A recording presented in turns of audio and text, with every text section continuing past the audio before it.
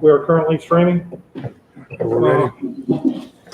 All right, it is 7 o'clock, and I will call the Tuesday, September 8th, 2020 Scotland County Board of Commissioners meeting to order, and ask Commissioner Goldston to our invocation.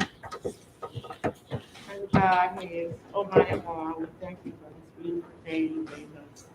Thank you for all the good things you've done for taking care of us through this coronavirus. Help us to make good decisions tonight in favor of what's best for the people of Scotland County. And these things we ask in your name. Amen. Amen. Thank you. You will stand with me for the Pledge of Allegiance. I pledge allegiance to the flag of the United States of America and to the republic for which it stands, one nation, under God, indivisible, with liberty and justice for all.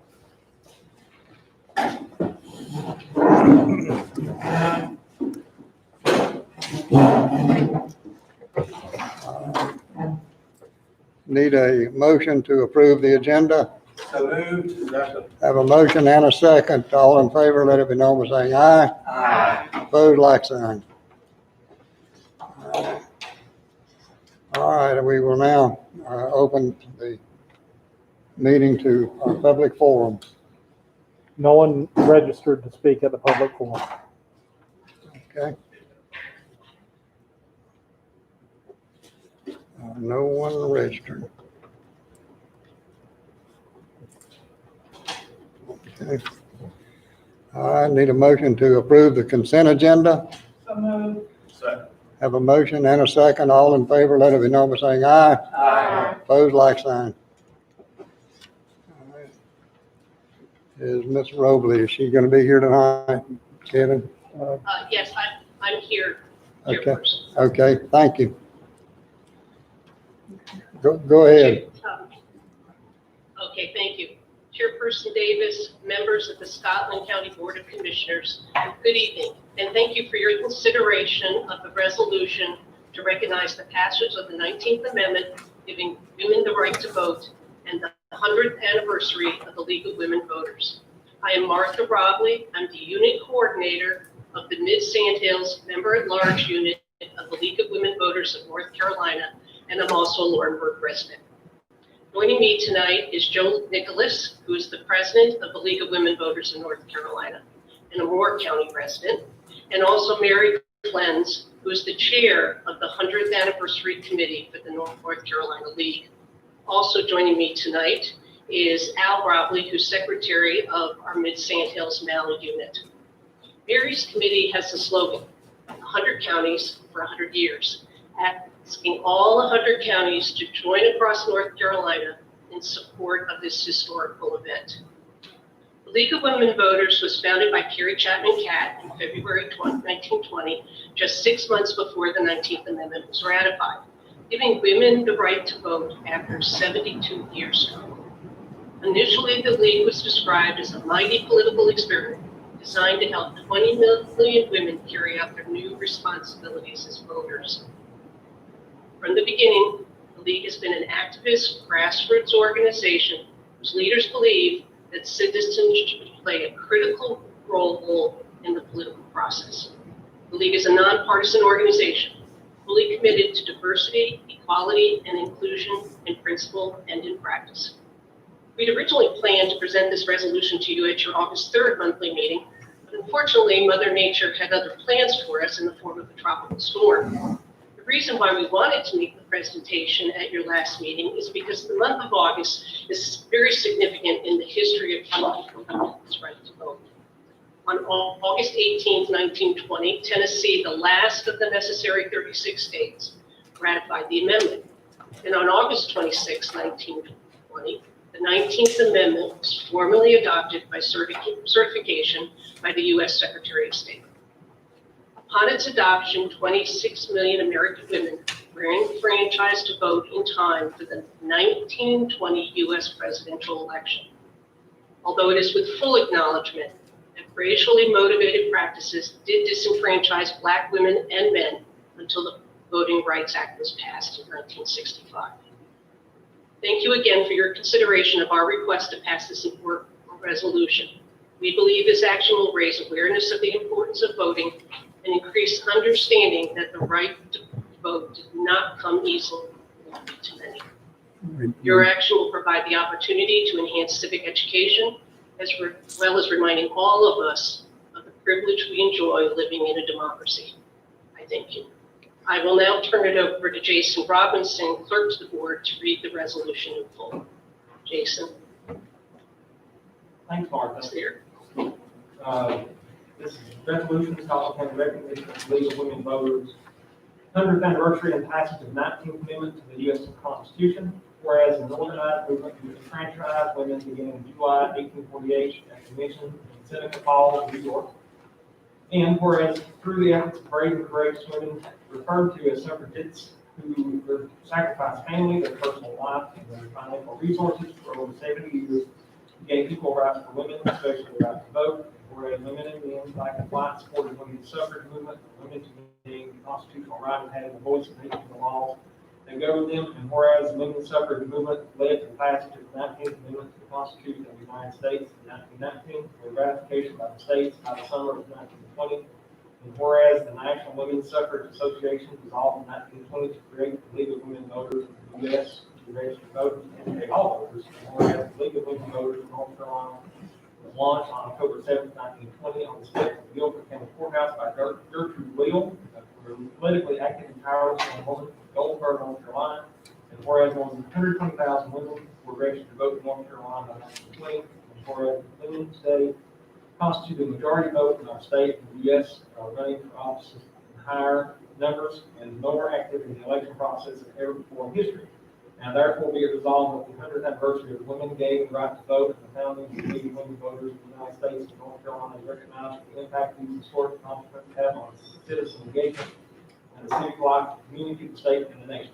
Adopted this 8th day of September 2000. Thank you, Jason. Need a motion to adopt this resolution. Do I have a motion? Mr. Chairman. Have a motion and a second. Any discussion? All in favor, let it be known by saying aye. Aye. Opposed, like sign. Thank you, Ms. Robley. Thank you very much. All right, we will now hear from Ms. Dale Parker, Director, Board of Elections. Ms. Parker, are you with us? She's outside, so she'll be in a second. Okay. Just a second.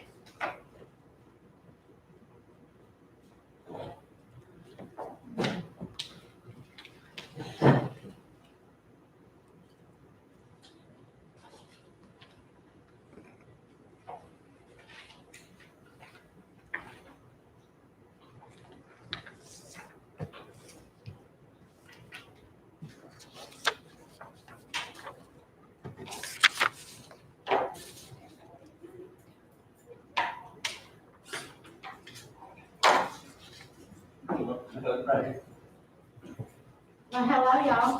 Hello. Good evening. My name is Bill Parker. I'm the director to the Scotland County Board of Elections. I'm actually here just to kind of give y'all updates as to what we have put in place for the upcoming election. I had brought some things to show y'all, but I'm not really sure where it's been moved.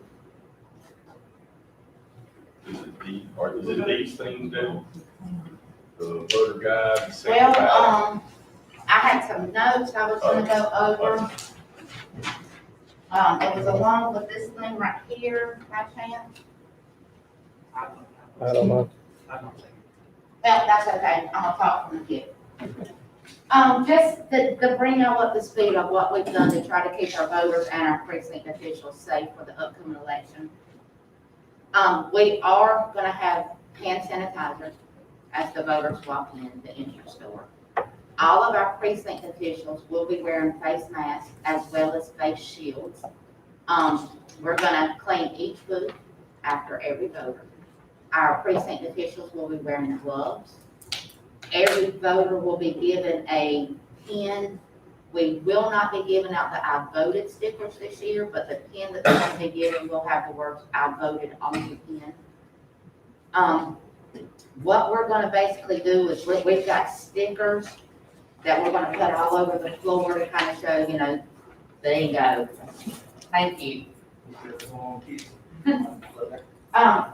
They're gonna be wearing face shields, masks, as well as face shields, our precinct officials, and they will be behind a sneak guard.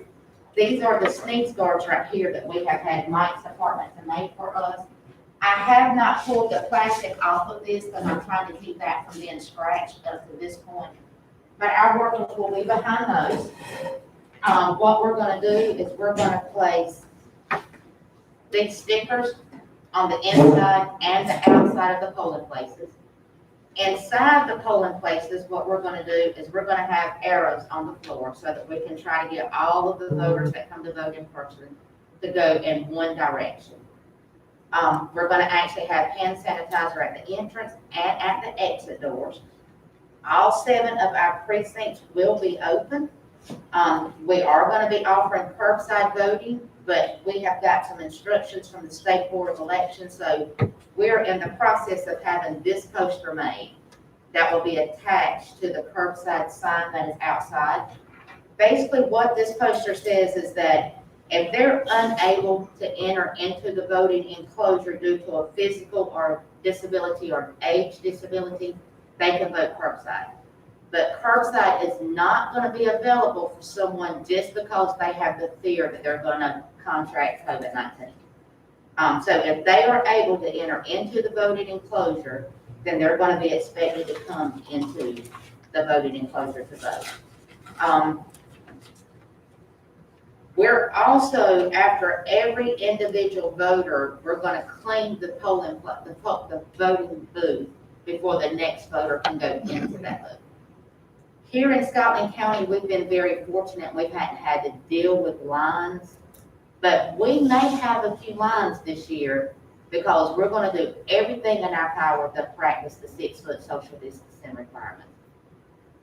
We're going to have masks that we're going to offer to the voters, and we're going to highly encourage those voters to wear a mask, but we cannot demand the voters to wear a mask. We can have them that we will give to them if they want one, but we can't disenfranchise them because they're refusing to wear the mask. Just so that y'all are aware, we've been really busy. There's 3 different groups. A couple of them's in North Carolina. One of them's actually in Washington, D.C. They're sending out the absentee ballot request form. And the problem is they're not working together. So citizens in our county are getting multiple request forms. Well, the problem is they're not just filling out one form, they're filling out every request form that they get. So when we receive it in our office, we're having to process them even though that they're duplicates. But our system catches that it is a duplicate so that they only will be mailed one ballot. Now, the problem is that some citizens in our county has got the idea that they are only going to be able to vote by mail. And that is not the case. All 7 of our precincts will be open on election day. We are going to have one-stop early voting. One-stop early voting will be in the location where it's always been at the Scotland County Annex building. Our hours are going to be 8 a.m. to 7:30 p.m. each weekday. We do have 2 Saturdays in there, and we have a Sunday in there.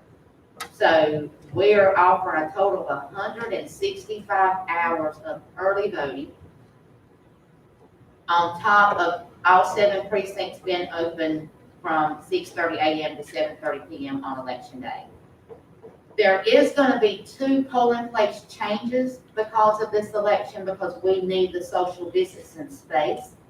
So over in Washington Park, we're normally at the Housing Authorities building. Well, for this upcoming election, we're just going to move right across the street to the Scottish Hall, which is kind of joins the parking lot of the First Bethlehem Baptist Church. It's a bigger building, and it gives us an opportunity to be able to get our booths, you know, the 6 feet apart that we've got to be apart. Not only do we have to be the 6 feet apart, but you also got to leave walking space so that when the voters walk by, that 6 feet is still there. The other precinct change is gonna be in Laurel Hill, which y'all are aware of, you know, what's going on in Laurel Hill. We're just gonna move right up the road. We're gonna be using the fellowship hall of the First Methodist Church, Laurel Hill United Methodist. Laurel Hill United Methodist Church, and it's not even a half a mile from where the old precinct was. So the voters from the Washington Park area as well as the Laurel Hill area will receive a voter card in the mail updating them of the changes. In reference to absentee by mail, we started mailing ballots on Friday. We've already mailed all of the overseas and the military, and now we're working on the civilians. And as of today, we're already processed 1,302 absentee by mail ballots. We are putting a lot of stuff into place for the upcoming election to try to keep everybody safe. At this point, just so that y'all are aware, none of this has been county funds of any of the purchases that we've made. There was a bill passed and the elections office was given a CARES Act, some funds to the CARES Act. So everything that we have done up to this point, we've done via the CARES Act fund. Scotland County was awarded $68,895 on the CARES Act. And to try to help our finance department out, instead of us requesting the whole $68,000 to be sent to Scotland County, because if you do it that way, then our finance department would have to do monthly reports to the state. So after talking with Ms. Hobbs, what we thought would be best for us is we set up a line item in the election budget for the expenditures. And what we're doing is we're putting everything against that one line item, and then we're sending the invoices to the state, and the state's reimbursing us on everything except for the sales tax. On top of that, we did purchase thermometers. We cannot do this for the voters, but we will be checking all of our precinct officials to make sure that before the day starts that they're not coming in with a temperature, you know, that kind of thing. At this point, we have all the precinct officials that we need, but that's at this point. We don't know what's going to happen between now and election day. So we do have some precinct officials that we've got on a standby status just in case we need to send somebody home and pull somebody in. In reference to One Stop, since One Stop's 17 days, what we've done for One Stop is we're going to have an A team and a B team. And we're going to work the A team first. That way we've got the B team, if we need to send the A team home, have the One Stop location sanitized, and then bring the B team in to fill in the spots. Our plan at this point is that we have already purchased the sprayer as well as the chemical that is needed. So we're going to have all of our precincts sprayed before the Monday before the election. And then when we come out of the precincts, we'll have those same precincts sprayed in on that Wednesday. So it's clean before we go in, and it'll be clean when we come out.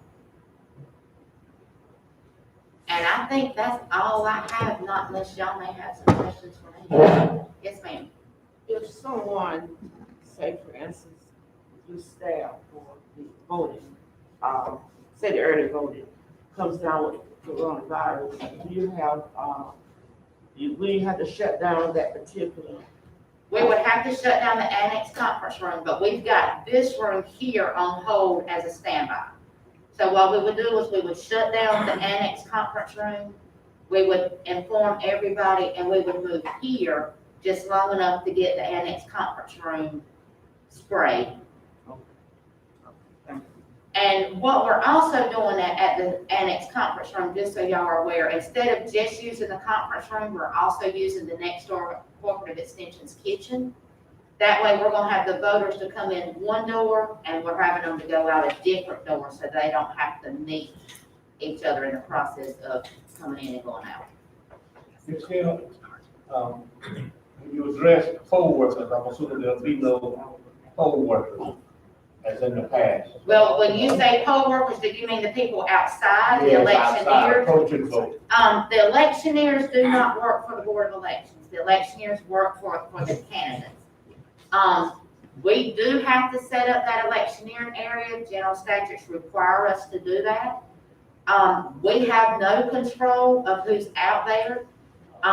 Anybody that is hiring electioneers and putting people in those areas, I would recommend that you do ask them to do the social distancing, that you do ask them to wear face covers, because some voters will stop and talk to those people in that electioneering area before they come into the precincts to vote.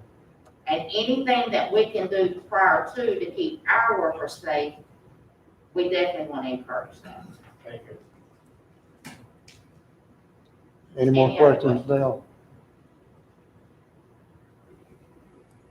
Thank you, I Dale. appreciate y'all's time. We- I'm gonna leave that Sneed's card there and I'll just get that in the morning. Y'all have a wonderful evening. Thank you, Hopefully Dale. y'all are not here We tomorrow, appreciate it. but it looks like you may be here tomorrow. Yes, we will. That is right. Have a great night. All right, then we will now go into closed session pursuant to North Carolina General Statute 143, 318, 11A3 to consult with an attorney employed or retained by the public body in order to preserve the attorney-client privilege between the attorney and the public body in litigation of Owen versus Scotland County. Need a motion to that effect? Yes, sir. So moved. Have a motion and a second. All in favor, let it be known by saying aye. Aye. Opposed, like sign. The county rep right now, he is not here. No, Mr. Ed is, he's not feeling well.